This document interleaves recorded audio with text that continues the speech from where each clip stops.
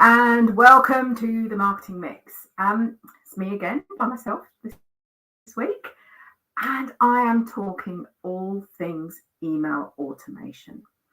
Now, I don't talk about this a lot because quite often you can find me talking about how to get started with email marketing that is aimed at complete beginners. But even if you are right at the start of your email marketing journey, you should be thinking about adding email automation to the marketing that you do. Why is that? Well, it's simple, really. Email sequences get upwards of 60% open rates. Think about that. In fact, my welcome email sequence has an open rate of 75% and a 35% click rate. But more than that, email automation can get you conversion rates as high as 50%. And you know what? When people sign up to receive your emails, they are expecting a welcome from you. Think about that. They're expecting you to send them something. Okay? They're expecting that welcome from you. When you think about how often people check their emails, and 91% of us do that on a daily basis, you're missing a trick if you don't have a welcome sequence. But you know what else? Sequences work hard for you. They send out regular information that you don't have time to send. That means that whenever people sign up and wherever they are in the world, they get an email from you automatically, one that gives them that warm and fuzzy feeling because you've taken the time to welcome them. And creating that sequence doesn't have to take a lot of work either. So many people say to me, I don't know what to put in my email sequence. How much new content do I have to create? Spoiler alert, you already have a ton of content that you know that your target audience loves. So use that content, that blog post that you wrote, the cheat sheet that you put together, the podcast episode that went stratospheric. All this content shows your expertise, and it gives the people who joined your list the comfort of knowing they found the expert they were looking for. Now, with welcome emails, here's one thing that you really want to avoid. Do not make your content time-bound. That means not using seasonal content or offers that have a deadline, because you don't want to be updating that sequence every week.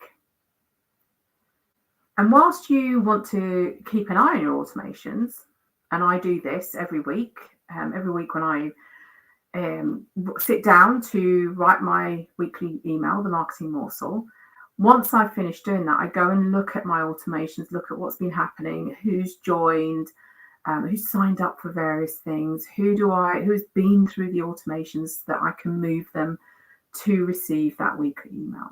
But the reason for having these automations is to make those bits of information you want to send get sent out, the things that you don't have time to send. Now, email sequences are not limited to welcome emails, okay? One thing that you can do that can happen is that they can be triggered by a date like someone's birthday. Now, imagine the delight of getting birthday wishes and maybe a freebie. I know for me, as I get older, cards matter more to me now than presents. It matters that, people are thinking of me. But I am signed up to, I call them birthday clubs. I'm signed up to, various birthday clubs from brands that will send me a present on my birthday that, for them, it's designed for me to get them. It's designed for them to get me to buy something from them. So it's a coupon or a freebie, or if it's a restaurant, they might give me, I don't know, a free bottle of wine if I go in with someone else for a 3-course dinner, or whatever it is. But it comes as a surprise. I collect Boots Advantage points because I'll buy things, supplements and that kind of stuff from Boots, and they send me an email in April, which is when my birthday is, and they tell me that for the whole of April I get triple Advantage points. So happy birthday, here's a present for you. If you spend some money, you get triple Advantage points. So I need to spend the money to get the points, but I'm getting 3 times as many as I normally would. So that's another way, a date trigger. But you can also use anniversary dates as a trigger. So how about making your subscribers feel special by sending them an email on the anniversary of them joining your list? You can include some resources in there that make them feel that they did the right thing, that they're still in the right place. So what else can email sequences help you do? How about if you work on lots of separate projects for a client? Maybe you're a graphic designer that you take on lots of projects and you have lots of different clients, but you always forget to ask for feedback and testimonials at the end of a project. Email automation can take care of that for you. Once set up, all you need to do is pop the client's email address into the list that the sequence is attached to. Spread out the emails so they don't feel bombarded, and make that sequence about them. So start off asking them what they wish you'd done during the project. That's incredible feedback for you, because you know the things that will make them happy because they've given you that feedback, and likelihood is your other clients will appreciate that. So once you've given them a chance to give you some feedback and tell you ways in which you could improve your service, and they feel like they've been listened to, you can ask for a testimonial. And that, you can have, 3 emails probably is all you need. So one asking them to feedback on your service, one asking for a testimonial, and then a little while later another one just reminding them to give you that testimonial. And we all know that testimonials are important. As a service provider, we really want to get that kind of golden nugget from our clients. But if you are busy, you can forget to ask for those, and email automation can help you do that. So you can set up something that is designed to get that job done for you. Now, you can use email sequences to help you follow up with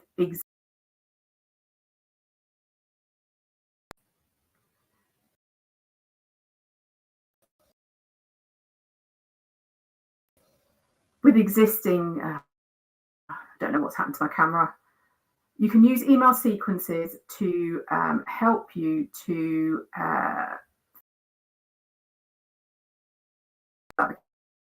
camera. It'll follow up with existing clients, existing subscribers, without feeling that you've sent them an icky sales message.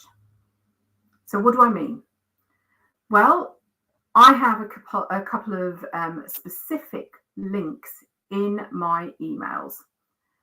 If one of my subscribers clicks on them, they are immediately added to a list that's attached to a sequence. These links are to 2 of my services. They are to my coaching page, my coaching service, and to my managed email marketing service. Now, if people have taken the time to check out those pages on my website,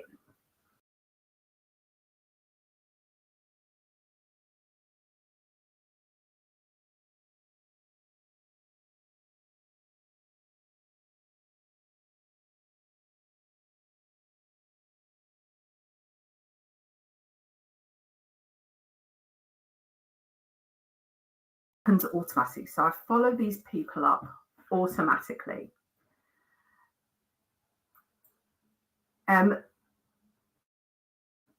By the way, I use a specific, really kind of special bit of functionality in Constant Contact that allows me to do that. It's called click segmentation, and I've only seen this in Constant Contact. It means that once I have set up the process, I don't need to do a thing manually. So let's recap on that, because I was having camera problems and sound problems.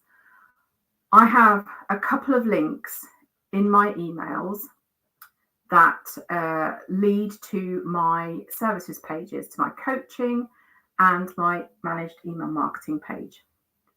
So when I send out my weekly email, there is just a section at the bottom where I talk about how I can help people, and there are a few things. I talk about the coaching and the managed email marketing. And if somebody clicks on either one of those links, they are taken off to my website to go and look at those services. And they've done that because they're interested. They're interested. They want to find out more. And I don't want to do a heavy sell, but I want to make sure that I follow up with those people. I don't have time to do that manually. So that's why I've set up an email sequence in Constant Contact to follow these people up. And I use a special piece of functionality in Constant Contact called click segmentation to help me do this. So once that process is set up, it happens automatically. So every week when I send out an email, if a different person clicks on one of those two links, they get added to the relevant list. They go through that email sequence, and I don't have to do a thing manually. The one manual thing that I do is take them off the newsletter list while they're going through this email sequence. So I'm just going to come back to why you should use email automation here. I've talked about the open rates and the click rates and how people expect an email from you when they join your email list, and conversion rates. Who doesn't want a 50% conversion rate? But let's talk about you for a little second here, because you, if you're anything like me, you're running your business on your own, and using email sequences saves you an incredible amount of time. And it helps you to do the follow-up you keep meaning to do, but never quite have the time for. So I'm going to give you an example here, because quite a few service providers will do things like exhibit at local expos. I did this year at the Hillingdon Business Expo. I thought about what my goal was. One of my goals was to grow my email list. And the way that I did that was to offer a prize draw, to offer a prize for people. And I was very clear that the prize was open for entry to anyone, but I would be adding people to my email list. They could unsubscribe at any time. Now, that would have been difficult. What I could have done was collected people's business cards. But imagine coming back from a trade show with all those business cards to then put them in an email list. And you'd have to do that manually. So what did I do? I set up an email automation. So I took the sign-up form that Constant Contact gives me, and I turned that into the prize draw entry form. So people knew that they were entering the prize draw, and as soon as they hit submit, they got an email straight away from me saying, "Brilliant, thanks for entering. I've got your details safely, and here's when I'm going to be making the draw for who's won the coaching with me." I gave away 2 hours worth of coaching. So that went out immediately. It went out to people before they even left the expo. How good is that? And then there was a couple of follow-up emails. And then the last email was, "Hey, look, we met at the expo. I'm upgrading you to receive my weekly email, the Marketing Morsel. If you don't want to get this, that's fine. Hit the unsubscribe button at the bottom of this email. That is such a valuable use of your time. Everything was set up beforehand, before I even got to the expo. That meant that I could have conversations with people who were interested in my service, who wanted to have a follow-up meeting with me. And the follow-up that I did when I got back from the expo was with the people who were interested in working with me. The prize draw stuff just happened automatically. So I always say that email automation is the powerhouse of email marketing. Yes, of course, you want to send regular emails. You want to send, service announcement, event registrations, newsletters. Of course, you want to do all that. But those automated emails are working in the background to help you to start your